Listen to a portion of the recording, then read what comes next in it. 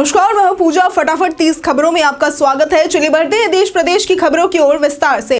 Railway मंत्रालय general ticket booking में बदलाव करने पर विचार कर रहा है। अब जनरल टिकट में ट्रेनों के नाम शामिल हो सकते हैं, जिससे यात्री ट्रेन बदल नहीं सकेंगे। इसके साथ ही जनरल टिकट की वैधता 3 घंटे तक होगी और इसके बाद वो अमान्य हो जाएगा।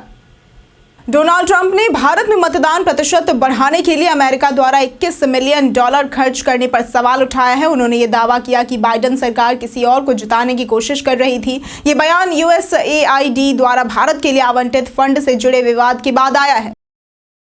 प्रधानमंत्री किसान सम्मान निधि योजना के तहत 24 फरवरी को 19वीं किस्त जारी की जाएगी। हालांकि eKYC आधार से बैंक लिंकिंग, जमीन सत्यापन और DBT विकल्प की कमी वाले किसानों को ये राशि नहीं मिलेगी। ऐसे किसानों के पैसे अटक भी सकते हैं। बजट 2025 में छोटे कारोबारियों के लिए 5 लाख रुपए की लिमिट वाला क्रेडिट कार्ड जारी किया जाएगा। अप्रैल से शुरू होने वाली इस योजना के तहत माइक्रो यूनिट्स को 30,000 करोड़ रुपए तक का लोन मिलेगा। इसके लिए उद्यम पोर्टल पर रजिस्ट्रेशन जरूरी होगा।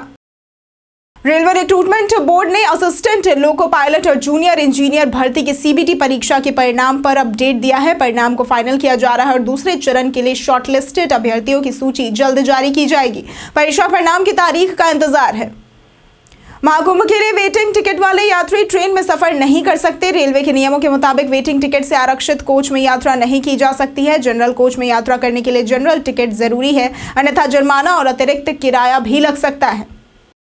सुप्रीम कोर्ट ने लोकपाल के आदेश पर रोक लगा दी है, जिसमें उसने हाई कोर्ट के मौजूदा जजों की जांच करने का अधिकार बताया था। कोर्ट ने इसे न्यायपालिका की स्वतंत्रता पर हमला माना और केंद्र सरकार और लोकपाल से जवाब मांगा है। मामले में गोपनीयता बनाए रखने की हिदायत दी गई है। रेल मंत्रालय ने नई दिल्ली, आनंद विहार, गाजियाबाद, वाराणसी और अयोध्या जैसे प्रमुख स्टेशनों पर स्थायी होल्डिंग एरियाज बनाने का निर्देश दिया है। योजना 60 और भीड़ भाड़ वाले स्टेशनों पर लागू की जाएगी, जिससे कि यात्रियों की भीड़ नियंत्रित की जाएगी। इसमें एक नया भीड़ प्रबंधन मैनुअल और प्लेटफॉर्म प्रवेश नीति भी शामिल होगी। 24 फरवरी को प्रधानमंत्री नरेंद्र मोदी की सभा को लेकर भागलपुर में कड़ी सुरक्षा व्यवस्था होगी। तिलका मांझी चौक से हवाई अड्डा तक नो ट्रैफिक जोन रहेगा और 4000 पुलिसकर्मी तैनात होंगे। विभिन्न पार्किंग स्थल, शौचालय, पानी और साइकिल स्टैंड की व्यवस्था की गई है। अडानी ग्रुप ने Q3 FY25 में 86,789 करोड़ रुपए का रिकॉर्ड EBITDA हासिल किया है, जो पिछले साल से 10.1% तक अधिक है। ग्रुप का इंफ्रास्ट्रक्चर और रिन्यूएबल एनर्जी सेक्टर में जबरदस्त विकास हुआ है। कंपनी ने एयरपोर्ट, डेटा सेंटर्स और पावर परियोजनाओं में भी महत्वपूर्ण वृद्धि दर्ज की है।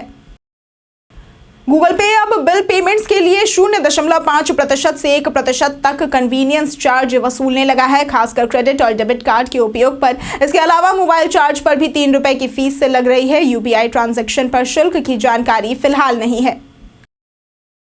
सरकार ने साइबर अपराधों को रोकने के लिए सिम कार्ड खरीदने के नियम सख्त कर दिए हैं। अब बायोमेट्रिक वेरिफिकेशन के बिना सिम कार्ड नहीं मिलेगा और ग्राहकों का फोटो 10 एंगल से लिया जाएगा। सरकार ने 2.5 करोड़ फर्जी सिम कार्ड ब्लॉक किए हैं और बिहार में 27 लाख सिम कार्ड ब्लॉक करने की योजना है। एप्पल ने अपने 3 आईफोन SE3, आईफोन 14 और आईफोन 14 प्लस को बंद कर दिया है और अब आईफोन 16e को लॉन्च किया गया है, जो कंपनी का सबसे किफायती मॉडल है।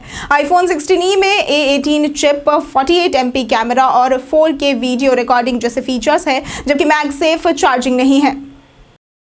भारत सरकार ने 119 चीनी और विदेशी ऐप्स को गूगल प्ले स्टोर से बैन करने के आदेश दिए हैं। ये ऐप्स मुख्य रूप से वीडियो और वॉइस चैट प्लेटफॉर्म है। इस कार्रवाई का उद्देश्य राष्ट्रीय सुरक्षा और सार्वजनिक व्यवस्था को सुनिश्चित करना है। अयोध्या में राम मंदिर के निर्माण के लिए श्रद्धालुओं का दान लगातार बढ़ रहा है। पिछले 1 साल में 700 करोड़ रुपए से अधिक का दान आया है। पिछले 20 दिनों में श्रद्धालुओं ने इतनी बड़ी रकम दान दी है कि उसकी गिनती भी संभव नहीं हो पा रही है। दिल्ली के रामलीला मैदान में दिल्ली की नई मुख्यमंत्री रेखा गुप्ता के शपथ समारोह में प्रधानमंत्री नरेंद्र मोदी ने आंध्र प्रदेश के डिप्टी CM पवन कल्याण से विशेष मुलाकात की। PM मोदी ने पवन को देखकर उनका हाथ मिलाया और बातें की, जो उनके प्रति गहरी श्रद्धा को दर्शाता है। गंगा और यमुना की स्वच्छता पर NGT में 19 फरवरी को अहम सुनवाई हुई, जिसमें Uttar Pradesh pollution control board ने सेंट्रल पॉल्यूशन कंट्रोल बोर्ड की रिपोर्ट को चुनौती दी। रिपोर्ट में नदी का पानी स्नान योग्य नहीं बताया गया था और अगली सुनवाई 28 फरवरी को होगी। अगले 4 से 5 दिनों तक पूर्वी भारत के राज्यों में बारिश और गरज के साथ बौछारें पड़ सकती हैं। झारखंड और पश्चिम बंगाल में हल्की बारिश और ओलावृष्टि का अलर्ट जारी किया गया है। जम्मू कश्मीर, हिमाचल प्रदेश में भारी बारिश और बर्फबारी की संभावना है, तो वहीं दिल्ली में धुंध और हल्की बारिश का अनुमान लगाया गया है। क्रेडिट कार्ड से कैश निकालने पर ट्रांजैक्शन अमाउंट का 2.5 से 3% तक चार्ज लगता है और इस पर इंटरेस्ट भी तुरंत लगता है। इसके अलावा late payment fees, ATM transaction fees और कैश विड्रॉल लिमिट भी है। बार बार कैश विड्रॉल से क्रेडिट स्कोर पर असर पड़ सकता है। पाकिस्तान को बड़ा झटका, फखर जमन चोट के कारण चैंपियंस ट्रॉफी 2025 से बाहर हो गए हैं। छाती में दर्द के कारण वो 23 फरवरी को भारत के खिलाफ मैच नहीं खेल पाएंगे। उनकी जगह इमाम उल हक को स्क्वाड में शामिल किया गया है। अमेरिका द्वारा निर्वासित किए गए लगभग 300 प्रवासी, जिनमें भारतीय, ईरानी, पाकिस्तानी और अन्य देशों के लोग शामिल हैं, पनामा के एक होटल में बंधक है। भारतीय एम्बेसी ने बताया कि वे सुरक्षित है और सरकार उनके भले के लिए पनामा अधिकारियों के साथ काम कर रही है। सानिया मल्होत्रा की फिल्म मिसेज ने ओटीटी पर सफलता हासिल की और इसके बाद उनकी पुरानी फिल्मों को भी दर्शकों का काफी ज्यादा प्यार मिल रहा है। सानिया की फिल्में पगलैट और मीनाक्षी सुंदरेश्वर नेटफ्लिक्स की टॉप 10 फिल्मों में शामिल हो गई है। डायरेक्टर आरती कादम ने इस सफलता पर खुशी जताई है। गूगल मीट में 2 नए फीचर्स जोड़े गए हैं। पहला नेक्स्ट स्टेप्स फीचर है, जो कि एआई के साथ मीटिंग्स के एक्शन पॉइंट्स, ड्यू डेट्स और जिम्मेदार व्यक्तियों को तय करेगा। और दूसरा फीचर लाइव कैप्शन हिस्ट्री है, जो कि अब 30 मिनट तक स्क्रॉल करके देखी जा सकती है। 20 फरवरी 2025 को सीबीएसई की 10वीं कक्षा का साइंस पेपर हुआ। छात्रों ने पेपर को ठीक बताया, हालांकि कुछ प्रश्न मुश्किल थे।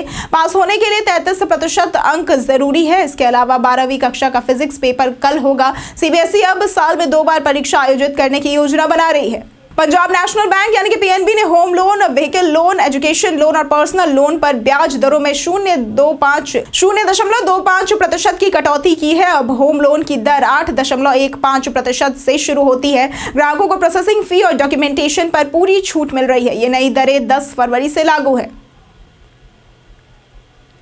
टेस्ला के सीईओ एलन मस्क भारत में अप्रैल तक रिटेल ऑपरेशन शुरू करने की योजना बना रहे हैं। मुंबई और दिल्ली में शोरूम खोलने का भी प्लान है। इसके अलावा कंपनी भारतीय सप्लायर से $1 बिलियन की सोर्सिंग करने का इरादा रखती है। सुप्रीम कोर्ट ने विदेशी मेडिकल कॉलेजों में एमबीबीएस के लिए नीट यूजी परीक्षा को अनिवार्य किया है। मेडिकल काउंसिल ऑफ इंडिया यानी कि एमसीआई के नियम को बरकरार रखते हुए भारतीय छात्रों को विदेश में एमबीबीएस करने के लिए नीट पास करना होगा। जियो ने स्मार्ट टीवी ऑपरेटिंग सिस्टम यानी कि जियो टेली ओएस लॉन्च किया है, जो AI based content recommendation, 4K content और स्मूथ एक्सपीरियंस का दावा करता है। यह कोडक, थॉमसन और अन्य ब्रांड्स के टीवी पर 21 फरवरी से उपलब्ध होगा और इसे सस्ते दाम में प्रीमियम फीचर्स मिलेगा। बिहार लोक सेवा आयोग यानी कि बीपीएससी ने 70वीं सीसीई मेंस परीक्षा की तारीखों की घोषणा कर दी है। परीक्षा 25 से 30 अप्रैल तक होगी और आवेदन प्रक्रिया 21 फरवरी से शुरू होगी। कुल 2035 वैकेंसी के लिए परीक्षा 4 पेपरों में होगी। पिछले साल पेपर लीक विवाद के चलते परीक्षा रद्द करने की मांग की जा रही है। भारतीय टीम ने चैंपियंस ट्रॉफी 2025 के पहले मैच में बांग्लादेश के खिलाफ प्लेइंग 11 का ऐलान किया, जिसमें हर्षित राणा को अर्शदीप सिंह की जगह दी गई। यह फैसला हैरान करने वाला था, क्योंकि अर्शदीप को अक्सर लेफ्ट आर्म स्विंग गेंदबाज की जरूरत मानी जाती रही है। आज के लिए सिर्फ इतना ही। जिन लोगों ने हमें कमेंट किया था उनके नाम हैं मुकुंद कुमार, उमेश कुमार, रवि कुमार, पुरुषोत्तम कुमार, संजीव कुमार, एमडी शाकिर हुसैन, सोनम कुमारी, सिंटू कुमार। चलिए अब बढ़ते हैं आज के सवाल की ओर। तो आज का सवाल है, आपके क्षेत्र में प्रदूषण की क्या स्थिति है? आप अपना जवाब हमें हमारे कमेंट सेक्शन में लिखकर जरूर बताएं। आज के लिए सिर्फ इतना ही। वीडियो हमारे साथ बने रहने के लिए धन्यवाद।